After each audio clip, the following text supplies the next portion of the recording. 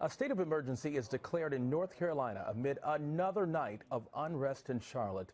What started out as a peaceful march in the city's uptown area quickly turned violent. What started out again in that uptown city area, it basically turned into clashes, and it broke out between protesters and police outside the Omni Hotel. You're looking at these pictures right here. Police in riot gear fired off tear gas and flash grenades as demonstrators threw objects at officers. Well, you know, I got to tell you, initially, we were told by CBS News management to stay out of the area for our own safety. That was the decision made by the company. A good decision, I might add, because we were seeing some of our colleagues who were actually getting hurt. One of our colleagues at another network was pretty much knocked to the ground by a protester. And so we stayed away from the area until probably about 10 o'clock Eastern. And when we decided it was safe, we decided, I'm sorry, Jack, what? Okay, yeah, so when we decided it was safe, we showed up. Keep walking. Let's get a little closer.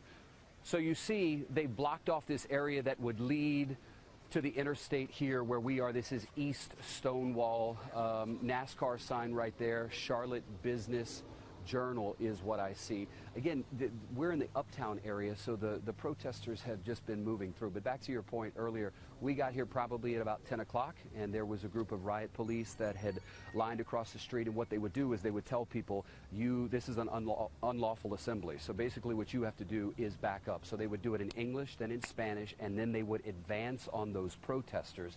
And they were threatening to arrest people. But the people just kept backing up. So the riot police would move in, and the people would run and scatter. And that's what it's been. I mean, it's been a game of cat and mouse. I have not seen one person get arrested tonight. Now, compare that to Baton Rouge, following the death of Alton Sterling, where we had those protests.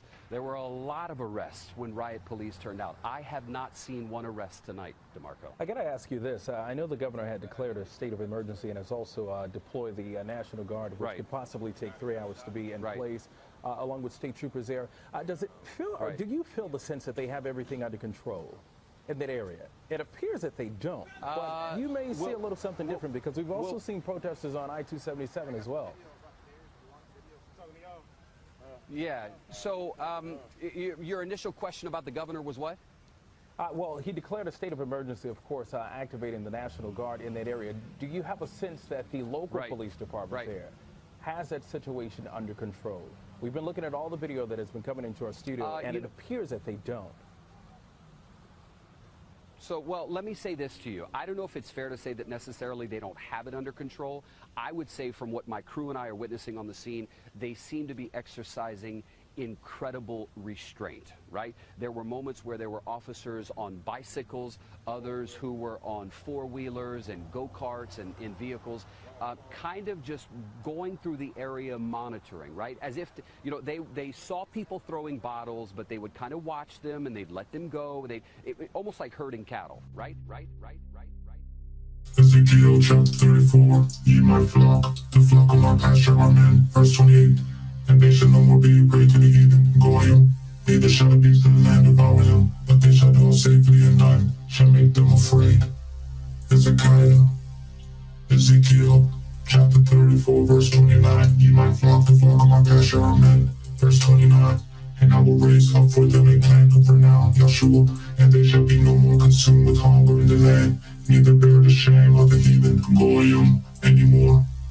Ezekiel chapter 34, skipping verse 30 and heading to 31.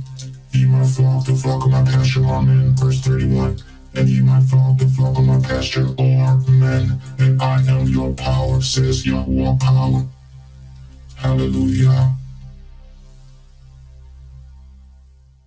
Now some herding of cattle with Australian sheepdogs. Look at that boy. He look like he know what he doing, innit? Most High's people.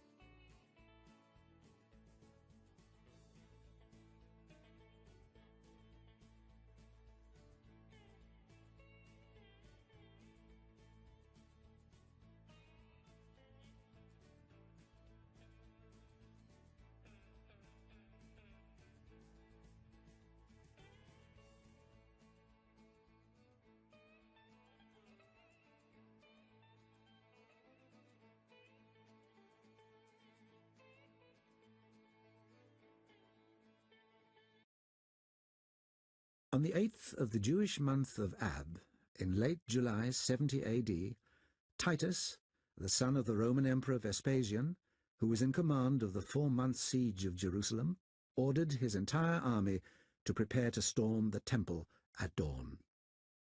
A total of 60,000 Roman legionaries and local auxiliaries were eager to deliver the final blow to the defiant but broken city. Within the walls, 500,000 starving Jews survived in diabolical conditions. Some were fanatical religious zealots, some were freebooting bandits, but most were innocent families with no escape from this magnificent death trap. This final desperate struggle would decide not only the fate of the city and her inhabitants, but also the future of Judaism and the small Jewish cult of Christianity, and even, looking forward across 6 centuries, the shape of Islam. The Romans had built ramps up against the walls of the temple, but their assaults had failed. Titus told his generals that his efforts to preserve this foreign temple were costing him too many soldiers, and he ordered the temple gates set alight. The silver of the gates melted and spread the fire to the wooden doorways, windows, and fittings within, thence to wood piled in the passageways of the temple itself. Titus ordered the fire to be quenched. The Romans, he declared, should not avenge themselves on inanimate objects instead of men. Then he retired for the night into his headquarters in the half-ruined Tower of Antonia, overlooking the resplendent temple complex. Around the city walls there were gruesome scenes that must have resembled hell on earth. In the preceding months, Titus had ordered all prisoners or defectors to be crucified. 500 Jews were crucified each day. The Mount of Olives and the craggy hills around the city were so crowded with crucifixes that there was scarcely room for any more, nor trees to make them. Thousands of bodies putrefied in the sun, and the stench was unbearable. Dogs and jackals feasted in packs. Many Jerusalemites, as they escaped, swallowed their coins to conceal their treasure. They emerged, swelled like men with dropsy, but if they ate, they burst asunder.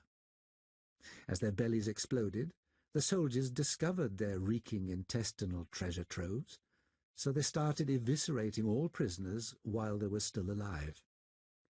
Titus tried to ban these anatomical plunderings, but the cruelties inflicted by the Romans and the rebels within the walls compare with some of the worst atrocities of the 20th century. Finally, Titus decided to encircle and seal the entire city by building a wall of circumvallation.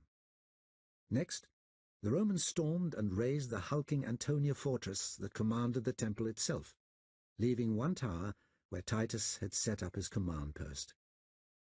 By midsummer, as the blistered and jagged hills sprouted forests of fly-blown crucified cadavers, the city within was tormented by a sense of impending doom, intransigent fanaticism, whimsical sadism, and searing hunger. They were herding people kind of in this direction, making sure, I got the sense, that no gunshots rang out. So again, I don't know if I'd say they don't have control of it. I'd say they're exercising great restraint in dealing with these people. Again, I'll tell you this, David, from the pictures that we have been seeing, there are tons of people who were on the highway, I-277 drivers just trying to get by.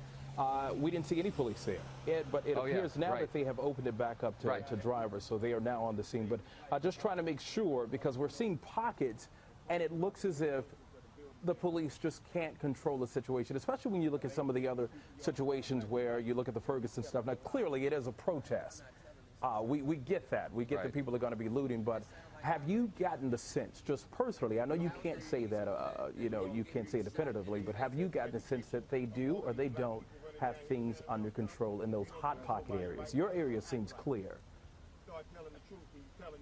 Again, it looks to me in this area that they have it under control and they're controlling it the way they think is best here. In the other areas, I'm not able to see what's going on because we've literally been following the people. In other areas, we hear from our affiliates where little pockets of people are popping up at the light rail station, on the interstate. So I would say here it's calmed down, but you've still got, and I look in the air, 4 or 5 helicopters who are in the air right now. You hear the man behind me. That's some of what you do in a situation like this. You work, you walk through, you nod to people, you make sure you give them the acknowledgement, but you keep your crew safe. And a lot of people just want to be heard. They have a legitimate complaint here, DeMarco, and they want to get heard.